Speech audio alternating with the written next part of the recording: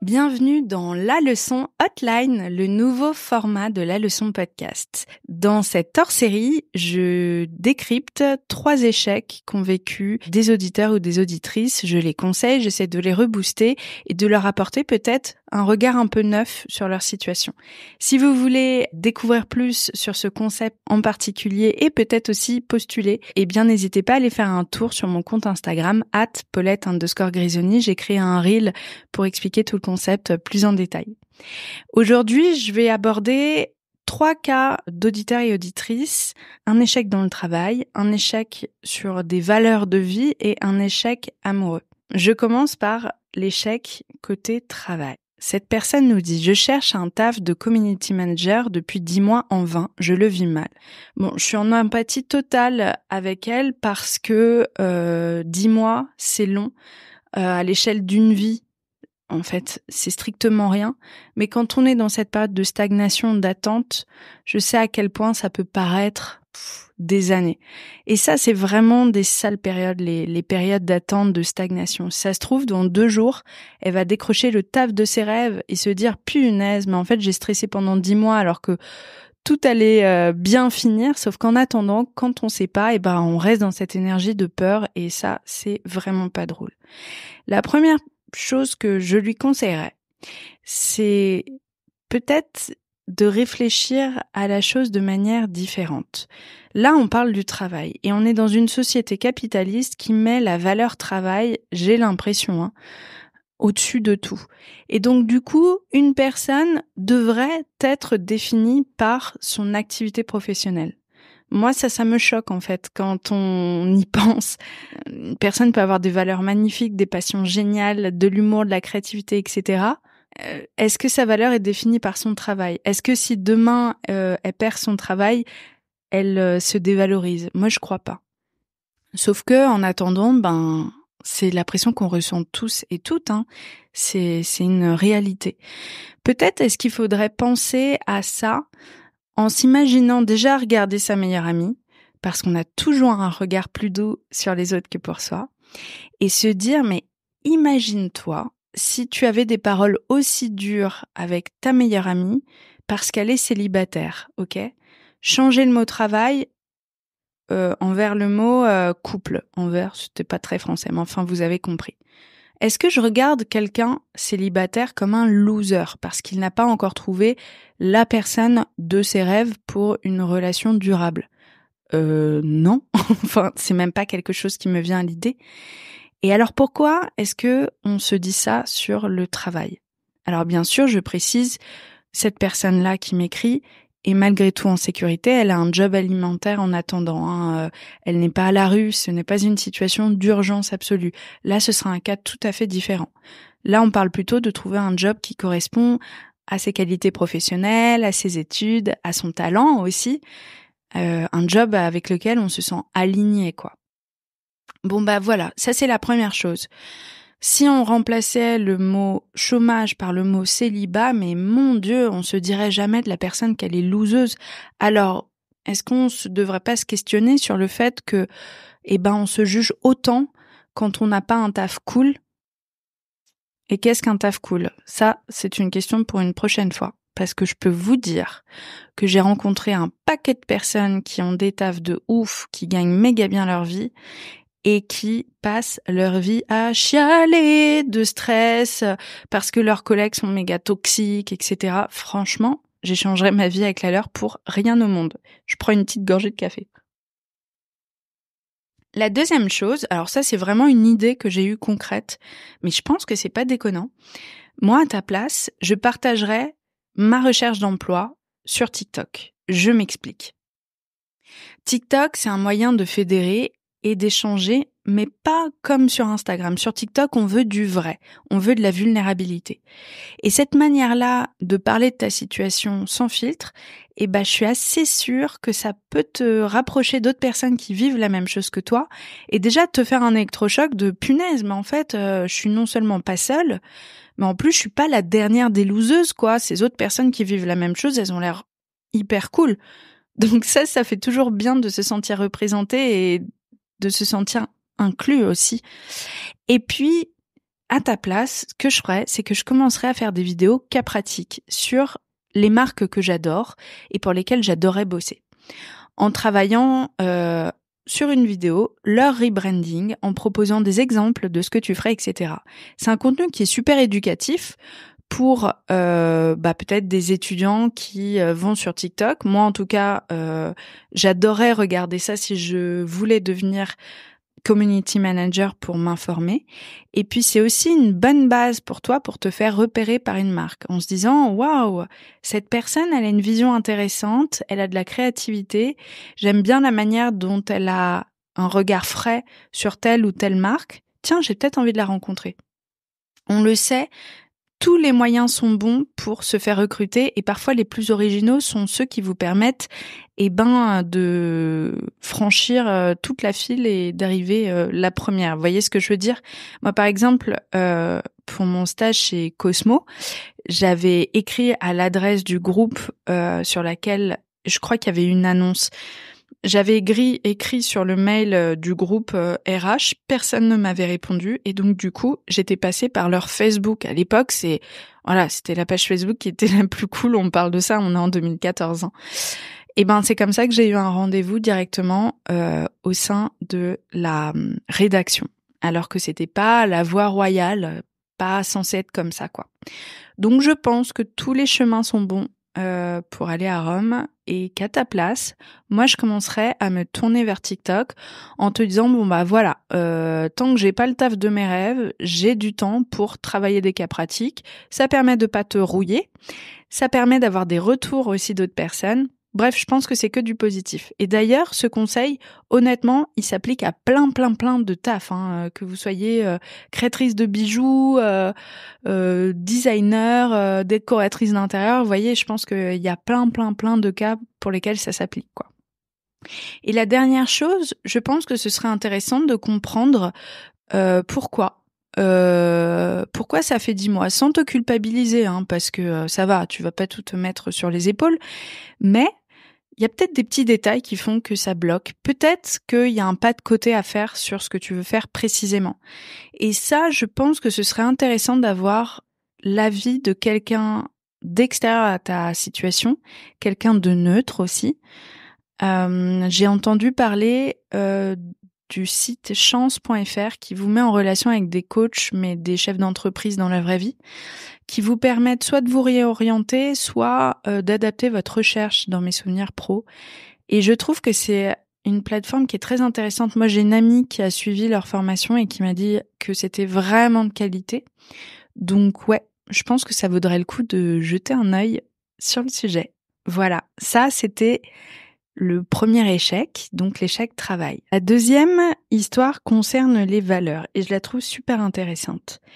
Mes principes et mon éducation ne me permettent pas de m'adapter à la société actuelle. Est-ce que je suis misanthrope? Alors pour tout te dire, c'est marrant parce que je me suis surprise à avoir moi aussi ce genre de réflexion plusieurs fois ces derniers temps, notamment par rapport aux mecs. J'entendais des histoires de tromperie, etc. Et je me disais, mais punaise, est-ce qu'il reste encore des mecs avec de vraies valeurs? Tu vois, ce genre de réflexion, quoi. Et en ce moment, je suis en train de lire un livre qui est génial, qui s'appelle Kilomètre Zéro de Maud Ankawa. Alors, spoiler alert, l'histoire, au départ, elle est un peu cheesy, un peu gnangnan. Le début de l'histoire, je le trouve un peu bancal. Bon, voilà.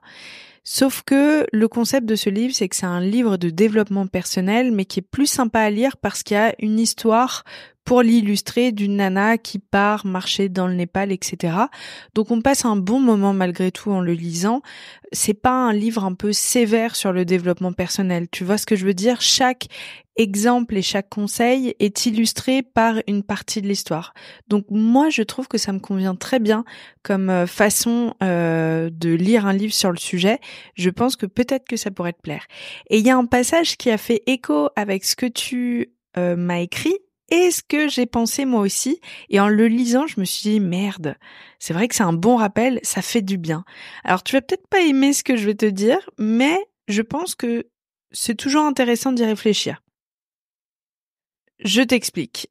Dans ce passage du livre, elle vient d'avoir une discussion avec d'autres touristes comme elle qui partent marcher au Népal, sauf qu'ils ont des idées politiques qui sont vraiment à l'opposé des siennes. Je crois que dans le livre, ils sont plutôt d'extrême droite et ils ont des propos qui la choquent et elle les rembarre tout de suite.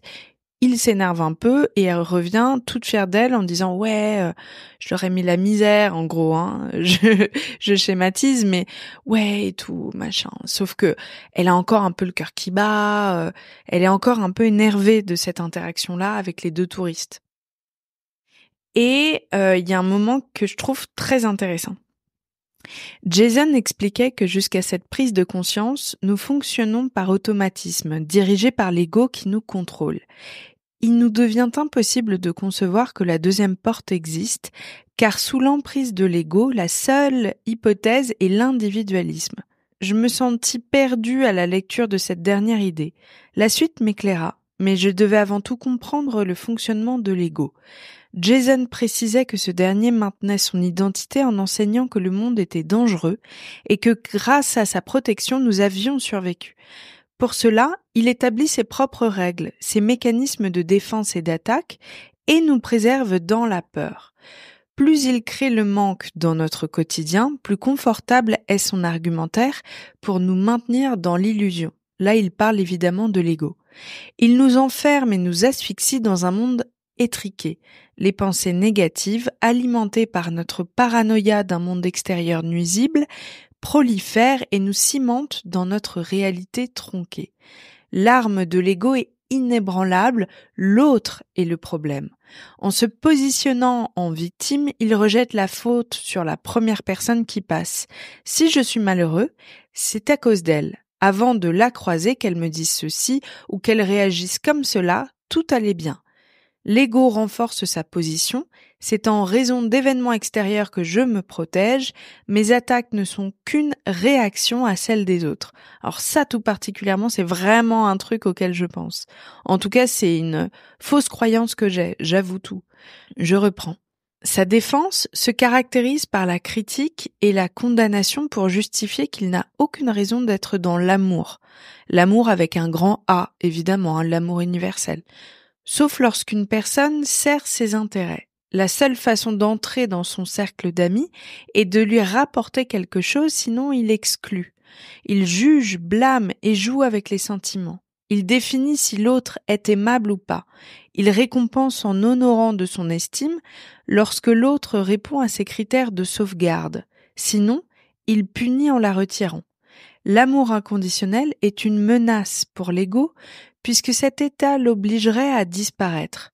Donc il assujettit, sépare et garde sous hypnose en s'assurant que l'on ne puisse atteindre la seconde porte qui la condamnerait à mourir. J'avais conscience de mes mécanismes de défense, mais pas qu'un choix existait. Je ne voyais pas quelle autre porte s'ouvrait devant moi. Les notes de Jason expliquaient que la seconde issue offrait un monde opposé à la première. Elle partait de l'hypothèse que le bonheur n'était accessible que dans la compréhension de notre interconnexion les uns des autres. Nous avions l'impression d'être dissociés, mais étions indivisibles. Ah, mais j'adore ce passage-là. Attends, tu sais quoi? Je vais continuer parce que je trouve ça hyper intéressant. J'avais du mal à comprendre cette alternative. Je visualisais les deux portes, celle de la peur ou celle de l'amour, mais je ne saisissais pas clairement ce que signifiait cette dernière. La suite des écrits me stupéfia. Jason insistait sur le fait que prendre conscience n'était pas simple, car nous vivions sous le contrôle de l'ego depuis notre naissance. Commencer à voir que la réalité était ailleurs, c'était admettre que l'ego était une illusion. Moi, ça m'a aidé ces temps-ci, dans les moments qui m'agaçaient, à me dire, tu sais quoi, mets ton ego de côté, tu ne vois la réalité que sous ton prisme, l'autre personne en face que sous le sien. Or, tu ne connais pas sa pensée, tu ne connais pas ses peurs, et je suis sûre que la vraie réalité, entre guillemets, se situe au centre. Ouah, mais c'est ouf à quel point mon stress redescendait tout d'un coup. Tu vois ce que je veux dire? En tout cas, voilà, je pense que c'est une piste intéressante quand on a ce genre de réflexion. C'est, je pense, très normal de passer par ces moments-là où on en a un peu sa claque, quoi. Ça claque de tout parce qu'on fait de son mieux et on trouve que le monde est dur. Et il l'est, hein, par moments. C'est une piste sur l'ego, sur nos pensées et sur le fait de ne pas oublier que nous ne sommes pas nos pensées. Sur le moment, nous sommes bien plus. Ce livre, il s'appelle Kilomètre Zéro aux éditions J'ai lu et vraiment, moi je le lis petit à petit et ça me fait, mais alors, un bien fou. Alors rassurez-vous, hein, je suis pas encore sortie de l'auberge, j'ai tellement de trucs encore à travailler, je suis une meuf anxieuse, j'ai peur de l'avenir, je réfléchis toujours beaucoup trop, j'ai du mal à lâcher prise. Bah ouais, je suis comme vous, comme tout le monde, même si je fais un podcast depuis 6 ans sur l'échec, j'ai moi-même encore beaucoup de choses à travailler. La dernière histoire concerne l'amour. Et j'ai hésité longuement entre deux histoires, donc ce que je vous propose, c'est de faire une partie 2 que je posterai un peu plus tard cette semaine en répondant non pas à une problématique sur l'amour, mais 2 problématiques. Si vous avez aimé cet épisode, n'hésitez pas à me faire vos retours sur Instagram ou sur le podcast, notamment sur Spotify. On peut écrire des commentaires. C'est hyper intéressant d'avoir vos retours. Moi, j'ai toujours envie de vous proposer un contenu qui vous plaise, qui vous divertisse, qui vous intéresse. Donc vraiment, je suis super preneuse de vos retours. Et puis, j'espère que vous serez là pour la partie 2. Portez-vous bien. Bon week-end à tous. Et la dernière partie concerne l'estime de soi au sein du couple. Je trouve ça hyper intéressant. Me sous-estimer dès que je m'attache dans une relation et en provoquer l'échec malgré tout. Ça, c'est un point hyper intéressant et je pense d'ailleurs qu'on peut le scinder en 2 parties. La première, elle concerne sa peur à soi. Le fait qu'on veuille presque créer une prophétie réalisatrice, je crois que ça se dit comme ça. En tout cas, un scénario dans lequel on est tellement certaine que l'autre va partir qu'on fait tout pour le pousser vers la sortie et lorsqu'enfin il n'en peut plus et qu'il part, ça rassure presque son cerveau en se disant bah voilà, je l'avais prédit.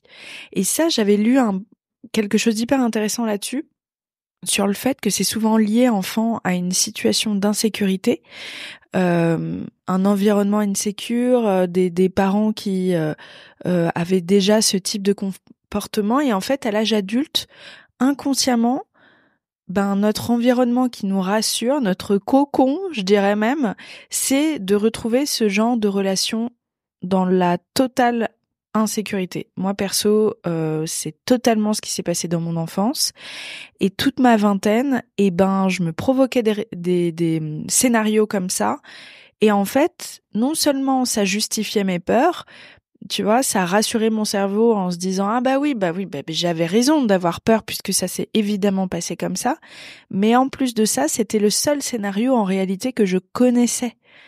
Donc du coup, j'avais l'impression que pour moi l'amour c'était ça et je ne voyais pas hors de ce schéma-là. Et quand on travaille sur sa peur du rejet, sa peur de l'abandon, etc., ça aide énormément à plutôt se diriger vers des relations plus saines, ou en tout cas, lorsqu'on sent qu'on reproduit un schéma, s'arrêter en disant non, en fait, ça ne me convient pas, j'ai assez d'estime pour moi, j'ai assez de confiance en moi pour me dire que je mérite mieux, quoi. Et petit à petit, quand on exclut ce genre de scénario, il y a une sorte de paix intérieure qui se crée et effectivement, ça laisse plus la voie à des comportements sains en couple. Et puis la deuxième chose, je crois qu'elle est pas que liée à toi, pas toujours liée à toi, c'est aussi un sentiment d'insécurité quand l'autre ne nous apporte pas assez. Parfois, on a vraiment l'impression qu'on demande trop, qu'on a un comportement complètement irrationnel, qu'on est pleine d'anxiété, on travaille vachement sur soi et puis on comprend pas. En réalité, c'est souvent parce que l'autre ne nous donne pas ce dont on a besoin pour se sentir apaisé en couple. Peut-être pas assez ou pas de la manière qui nous convient. Tu sais, il y a aussi les 5 langages de l'amour. Et parfois, on se trouve face à des personnes qui ont un langage tellement différent d'une autre. C'est pas qu'elles font mal, c'est juste qu'elles font selon leur prisme. Et nous, on a d'autres besoins. Et donc, du coup, personne ne comble les attentes de personne, quoi. Parfois, quand l'autre, n'est pas dans l'ouverture de cœur et donc ne s'intéresse pas autant à nous que l'on s'intéresse à lui, ça crée un sort de déséquilibre d'énergie où on finit effectivement par se sous-estimer. Puisque nous, on pose plein de questions à l'autre, on s'intéresse à l'autre, on a envie de découvrir son univers et puis comme c'est pas réciproque, on finit par se dire ouais, en fait, mon univers est moins intéressant que le sien. Et donc souvent, on en arrive à se sous-estimer. Tu vois ? Donc là, l'échec, en fait, c'est pas nécessairement toi qui le provoque. L'échec, en fait, il est là depuis le départ. Il attend juste d'être révélé. Donc voilà, je pense qu'il y a 2 cas de figure. Il y en a un qu'il faut forcément travailler parce que ça t'apaisera quoi qu'il arrive dans tes relations. Et d'ailleurs, spoiler alerte, c'est pas parce que tu travailles dessus que c'est finito et que tout est parfait. Évidemment, la vie, c'est aussi de travailler tout au long de son existence sur des problématiques qui sont plus intéressantes et plus importantes dans son parcours que d'autres. Mais en tout cas, ça peut, je pense, t'apaiser beaucoup. Oups, j'ai des petits messages, désolée. Et la seconde partie, c'est choisir un partenaire qui ne réouvre pas forcément les plaies, mais plutôt, même si te fait travailler sur le sujet, mais qui t'apaise, quoi. Et c'est pas toujours le cas. Voilà, j'espère que cet épisode vous a plu. N'hésitez pas à me faire vos retours. Je suis bien consciente qu'il était loin d'être parfait. Je me rôde. Donc vos feedbacks sont hyper précieux. J'en tiendrai compte pour faire de meilleurs hors-série sur le sujet. Mais je pense que là, on tient une thématique chouette. Je sais pas ce que vous en pensez. Je vous embrasse et puis on se dit à la semaine prochaine.